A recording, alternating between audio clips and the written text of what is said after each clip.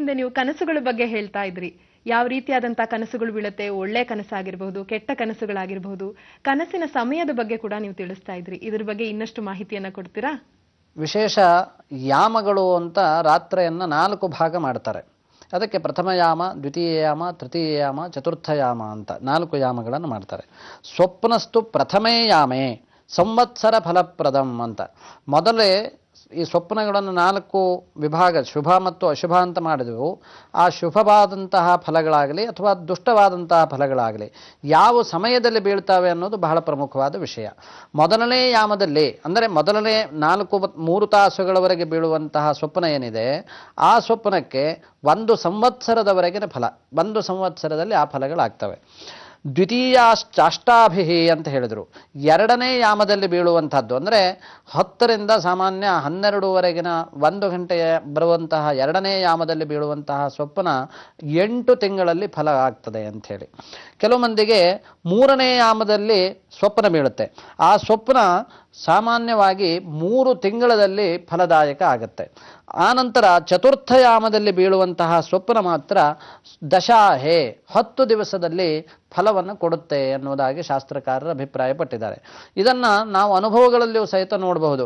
ಯಾಕೆಂದರೆ ಮೊದಲನೇ ಯಾಮದಲ್ಲಿ ವಿಶೇಷವಾಗಿ ಯಾರೂ ನಿದ್ರೆ ಮಾಡೋದಿಲ್ಲ. ಈಗ 2ನೇ ಯಾಮ, 3ನೇ ಯಾಮ, 4ನೇ ಯಾಮಗಳಲ್ಲಿ ಯಾವ್ಯಾವ ಕನಸು ಬಿದ್ದಿದ್ದಾವೆ, ಆ ಕನಸಿನ ಫಲಗಳು ಶುಭ ಅಥವಾ ಅಶುಭಗಳಾದರೆ ಯಾವ್ಯಾವ ಸಂದರ್ಭದಲ್ಲಿ ಇದು ನಮಗೆ ಫಲ ಕೊಟ್ಟಿದೆ ಅನ್ನೋದನ್ನು ಸೂಕ್ಷ್ಮವಾಗಿ ಗಮನಿಸಬೇಕಾಗುತ್ತೆ. ನಾವು ಸ್ವಪ್ನವನ್ನು ಏನು ಮಾಡ್ತೇವೆ ಅಂತಂದರೆ ಸ್ವಪ್ನ ಚಿಂತಾ ಸ್ವವೀರ್ಯ ಅಂತ ಹೇಳಿದರು.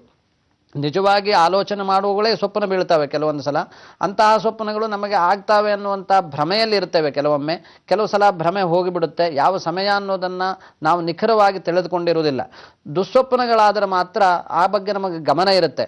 ಆ ದೃಷ್ಟಿಯಿಂದ 10 ದಿವಸಗಳಲ್ಲಿ ಫಲ ಆಗುವಂತಹ ಕೊನೆಯ ಯಾಮದ ಏನು ಫಲ ಇದೆ, ಆ ಫಲಗಳನ್ನು ಬಹಳವಾಗಿ ಗಮನಿಸಿ ಅದಕ್ಕೆ ತಚ್ಛಾಂತಿಯನ್ನು ಮಾಡಿಕೊಳ್ಳಬೇಕಾದಂತಹದ್ದು ತುಂಬ ಅವಶ್ಯ ಅನ್ನೋದು ಕಂಡುಬರುತ್ತದೆ. ಗುರುಜಿ, ಕನಸುಗಳು ಒಳ್ಳೆ ಕನಸುಗಳಾಗಿ ಮಾರ್ಪಡಬೇಕಾದ್ರೆ ಯಾವ ರೀತಿಯಾದಂತಹ ವಸ್ತುಗಳನ್ನ ನಾವು ಕನಸಿನಲ್ಲಿ ಕಾಣಬೇಕು ಅಥವಾ ಯಾವ ರೀತಿಯಾದಂತಹ ಚಿಹ್ನೆಗಳನ್ನ ನಾವು ನಮ್ಮ ಕನಸಿನಲ್ಲಿ ಕಾಣಬೇಕು? ಮಾಧವಿಯವರೇ, ಇದರಲ್ಲಿ ಕೆಲವೊಂದು ಏನುಂಟು, ಒಳ್ಳೆಯದು ಕೆಟ್ಟದ್ದು ಅನ್ನುವಂತಹದ್ದು ಭೇದಗಳು ಅಲ್ಲಿ ಬರುತ್ತವೆ. ಆದರೆ ಒಳ್ಳೆಯದು ಸ್ವಪ್ನಗಳಲ್ಲಿ ಕೆಟ್ಟದ್ದನ್ನು ಕಂಡರೂ ಸಹಿತ ಒಳ್ಳೆಯದಾಗುವುದುಂಟು. ಅದರಲ್ಲಿ ಏನು ತೋರಿಸುತ್ತೆ ಅಂದರೆ, ಸ್ವಪ್ನದಲ್ಲಿ ಹೆಣ ಕಂಡರೆ ಮೃತ್ಯು ಪರಿಹಾರ ಅಂತ ಉಂಟು. ಹೆಣವನ್ನು ಕಂಡರೆ ನಿಜವಾಗಿ ನಿಜ ಜೀವನದಲ್ಲಿ ಅದು ಒಳ್ಳೆಯದಲ್ಲ. ಆದರೆ ಸ್ವಪ್ನದಲ್ಲಿ ಹೆಣವನ್ನು ಕಂಡರೆ ಮೃತ್ಯು ಪರಿಹಾರ. ಅದೇ ರೀತಿಯಾಗಿ ಹುಲಿಯನ್ನು ಕಂಡರೆ ಧರ್ಮ ವೃದ್ಧಿ ಅಂತ. ಆ ರೀತಿಯಾದಂತಹ ಸ್ವಪ್ನಗಳು ಪೂಜಾ ದರ್ಶನವಾದರೆ ಋಣ ಪರಿಹಾರ. ಘೃತ ಸೇವನೆ ಮಾಡಿದಂತೆ ಕಂಡ್ರೆ ಅಂದರೆ ತುಪ್ಪವನ್ನು ಸೇವನೆ ಮಾಡಿದಂತೆ ಕಂಡ್ರೆ ಅವರಿಗೆ ಆರೋಗ್ಯ ಉಂಟಾಗುತ್ತೆ. ಹಾಲು ಮೊಸರನ್ನು ಕಂಡ್ರೆ ಅವರಿಗೆ ಸುಖ ಬರುತ್ತೆ, ದೀರ್ಘಾಯುಷ್ಯ ಬರುತ್ತದೆ. ದೇಹಕ್ಕೆ ಬೆಂಕಿ ತಗಲದಂತೆ ಕಂಡ್ರೆ ಅವರು ದೀರ್ಘಾಯುಷ್ಯವಾಗಿ ಉಳಿತಾರೆ. ಮೃಷ್ಟಾನ್ನ ಉಂಡಂತೆ ಕಂಡ್ರೆ ಕೆಲವು ಜನ ಅದು ಹಾಳು ರೋಗ ಅಂತ ಹೇಳ್ತಾರೆ. ಆದರೆ ಶಾಸ್ತ್ರದಲ್ಲಿ ಅದಕ್ಕೆ ಆ ರೀತಿ ಇಲ್ಲ. ದಧ್ಯನ್ನ ಉಂಡಂತೆ ಕಂಡ್ರೆ ಶುಭ.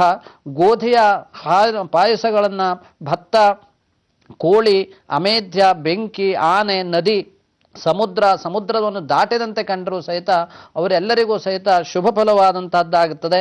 ಸಾಧು ಸಂತರನ್ನು ಕಂಡ್ರೆ ಒಳ್ಳೆಯದಾಗುತ್ತೆ. ನದಿಯನ್ನು ಕಂಡ್ರೆ, ಆಕಾಶ ನಕ್ಷತ್ರ ಕಂಡ್ರೆ ಸರ್ವ ಸಮೃದ್ಧಿ ಉಂಟಾಗುತ್ತೆ ಎನ್ನುವುದಾಗಿದೆ. ಅದನ್ನು ದೀಪಮನ್ನಂ ಘೃತಂ ದಗ್ಧಂ ಕನ್ಯಾಛತ್ರಂ ತಥಾ ಧ್ವಜಂ ಸ್ವಪ್ರಾಂತೆ ಯೋ ಲಭೇನ್ನ ಮಂತ್ರಂ ಚಿಂತಿತಂಚ ಲಭೇ ಧ್ರುವಂ ಅಂತ. ಕೊನೆಯದಾಗಿ ಮಂತ್ರೋಪದೇಶವನ್ನು ಹಿರಿಯರಿಂದ ನಾವು ಮಾಡಿದಂತೆ ಕಂಡ್ರೆ ಸಹಿತ ಅವರ ಚಿಂತಿತವಾದ ಇಷ್ಟಾರ್ಥ ಸಿದ್ಧಿ ಆಗುತ್ತೆ ಎನ್ನುವುದಾಗಿ ಸುಸ್ವಪ್ನದಲ್ಲಿ ಇಂತಹ ಚಿಹ್ನೆಗಳು, ಕೆಟ್ಟದ್ದು ಇದೆ ಇದರಲ್ಲಿ, ಅವುಗಳನ್ನು ಕಂಡರೂ ಸಹಿತ ಒಳ್ಳೆಯದಾಗುತ್ತೆ ಎನ್ನುವುದಾಗಿ ನಮಗೆ ತಿಳಿಸಿರುವಂತಹದ್ದು ಕಂಡುಬರುತ್ತದೆ. ಗುರುಜಿ, ಕನಸುಗಳ ಬಗ್ಗೆ ಮತ್ತಷ್ಟು ಮಾಹಿತಿಯನ್ನ ನಿಮ್ಮಿಂದ ಕೇಳಿ ತಿಳ್ಕೊತೀನಿ. ಆದ್ರೆ ಮೊದಲಿಗೆ ಪತ್ರದತ್ತ ಗಮನ ಹರಿಸೋಣ. ನಮ್ಮ ಮುಂದಿನ ಪತ್ರ ಶಕುಂತಲಾರವರು ಬೆಂಗಳೂರಿನಿಂದ ಪತ್ರವನ್ನ ಬರೆದಿದ್ದಾರೆ. ತಮ್ಮ ಮಗಳಾದ ಡಾಕ್ಟರ್ ಶ್ವೇತಾರವರ ಬಗ್ಗೆ ಕೇಳಿ ತಿಳ್ಕೋಬೇಕು ಅಂತ ಅನ್ಕೊಂಡಿದ್ದಾರೆ. ಈಕೆಯ ವಿವಾಹ ಇನ್ನ ಆಗಿಲ್ಲ. ಇವರ ಜನನ ದಿನಾಂಕ 29/6/1977. ಸಮಯ ಸಾಯಂಕಾಲ 5:35.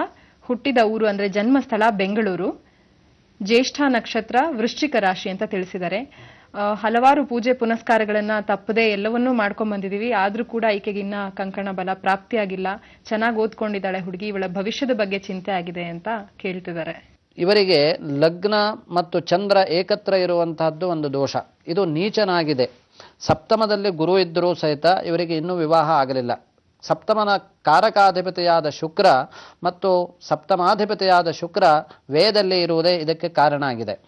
ಮೂಲತಃ ಇವರ ವಿದ್ಯಾಭ್ಯಾಸ ಅನುಕೂಲವಾಗಿದ್ದರೂ ಇವರು ಪತಿಯನ್ನು ಹೊಂದಲು ಸದೃಢವಾದಂತಹ ನಿಶ್ಚಯವನ್ನು ತೆಗೆದುಕೊಳ್ಳಬೇಕಾಗುತ್ತೆ. ಆ ಕಾರಣದಿಂದ ಚಂದ್ರ ಇವರಿಗೆ ನೀಚನಾಗಿರುವುದೇ ಮೂಲ ಉದ್ದೇಶವಾಗಿದೆ. ಚಂದ್ರನ ಒಂದು ನೀಚತ್ವ ಹೋಗಬೇಕು ಅಂತಂದರೆ ಅವರು ಮುತ್ತು ಮತ್ತು ಹವಳವನ್ನು ಧಾರಣೆ ಮಾಡಬೇಕು. ವಿಶೇಷವಾಗಿ ಶಿವಪಾರ್ವತಿಯರ ಆರಾಧನೆ ಸಹಿತ ಅತ್ಯಂತ ಅಗತ್ಯ ಇದೆ. ಅದಕ್ಕೆ ಸ್ವಯಂವರ ಪಾರ್ವತಿ ಜಪ ಅಂತ ಒಂದು ಉಂಟು. ಅಂತಹ ಸ್ವಯಂವರ ಪಾರ್ವತಿ ಜಪವನ್ನು ಅನುಷ್ಠಾನ ಮಾಡಬೇಕು. ಮುತ್ತು ಮತ್ತು ಹವಳವನ್ನು ಧಾರಣೆ ಮಾಡಬೇಕು. ಭಾಗ್ಯದಲ್ಲಿ ಇವರಿಗೆ ಶನಿ ಅನುಕೂಲಕರವಾಗಿದ್ದಾನೆ. ಅದೇ ರೀತಿಯಾಗಿ ಸಪ್ತಮದಲ್ಲಿ ಗುರು ಇರುವುದರಿಂದ ಇವರ ಮುಂದಿನ ಜೀವನ, ವಿವಾಹದ ಜೀವನ ಎತ್ತರದ ವ್ಯಕ್ತಿಗಳ ಒಟ್ಟಿಗೆ ಆಗುತ್ತೆ, ಯಾವುದೇ ಸಂಶಯ ಇಲ್ಲ. ಗುರುಜಿ, ಮುಂದಿನ ಒಂದು ಪತ್ರ ಶ್ವೇತಾರವರು ಬರೆದು ಕಳಿಸಿದರೆ, ಎಲ್ಲಿಂದ ಅಂತ ತಿಳಿಸಿಲ್ಲ. ಈಕೆ ಇವರ ಮನೆಯವರ ಬಗ್ಗೆ, ಅವರ ಒಂದು ಭವಿಷ್ಯದ ಬಗ್ಗೆ, ಉದ್ಯೋಗದ ಬಗ್ಗೆ ಕಾಳಜಿ ಇಟ್ಕೊಂಡು ಈ ಒಂದು ಪತ್ರವನ್ನ ಬರೆದಿದ್ದಾರೆ.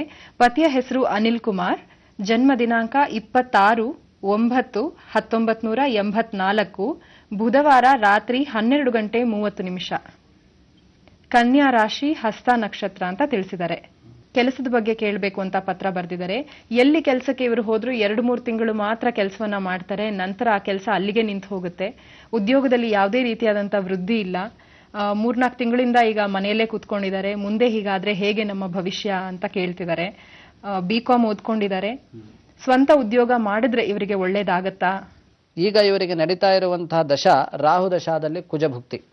ರಾಹು ಇವರಿಗೆ ವೇದಲ್ಲಿದ್ದು ಕುಜನು ಅಂತ್ಯಭುಕ್ತಿಯಾಗಿರುವುದರಿಂದ ಕುಜನು ಷಷ್ಠದಲ್ಲಿದ್ದಾನೆ, ಲಗ್ನದಿಂದ ಷಷ್ಠದಲ್ಲಿ.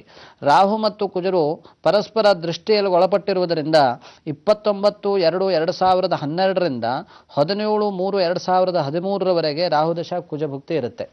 ಈ 13ರ ನಂತರ ಗುರುದಶ ಪ್ರಾರಂಭ ಆಗುತ್ತೆ ಇವರಿಗೆ. ಸಪ್ತಮ ಸ್ಥಾನದಲ್ಲಿ ಗುರು ಉಚ್ಚಾಂಶಕವನ್ನು ಪಡೆದಿದ್ದಾನೆ. ಅವನು ಕರ್ಮಾಧಿಪತಿಯು ಆಗಿರುವುದರಿಂದ ಕರ್ಮ ಉತ್ತಮವಾಗಿ ಆಗುತ್ತೆ. ಈಗ ಸದ್ಯದಲ್ಲಿ ಅವರಿಗೆ ಕರ್ಮದಲ್ಲಿ ಮಾಂದಿ ಇರುವುದರಿಂದ ಈ ರೀತಿಯ ಕರ್ಮದಲ್ಲಿ ಅವರಿಗೆ ಚಂಚಲತ್ವ ಬಂದಿದೆ. ಮಾಂದಿ ಎಲ್ಲಿ ಕರ್ಮದಲ್ಲಿ ಬಂತೋ ಅಲ್ಲಿ ಪ್ರೇತದ ದೋಷ ಇದೆ, ಪಿತೃತ್ವ ದೋಷ ಉಂಟು ಅನ್ನುವಂತಹದ್ದು ಕಂಡು ಬರ್ತದೆ. ಅಂತಹ ಸಂದರ್ಭದಲ್ಲಿ ಈ ಪಿತೃಗಳಿಗೆ ಇವರು ಅತ್ಯಂತ ಗೌರವಪೂರ್ವಕವಾಗಿ ನಡೆಕೊಳ್ಳುವಂತಹದ್ದು, ಪಿತೃ ಕಾರ್ಯವನ್ನು ಮಾಡುವುದು ಶುಭ. ಅದಲ್ಲದೆ ಹೋದರೆ ಅಮಾವಾಸ್ಯೆ ದಿವಸ ಈಶ್ವರನಲ್ಲಿ ಅಭಿಷೇಕ ಮಾಡಿ ಪಿಂಡ ಪಿತೃಯಜ್ಞವನ್ನು ಮಾಡುವುದು ಸೂಕ್ತವಾದಂತಹ ಒಂದು ಪರಿಹಾರವಾಗುತ್ತೆ.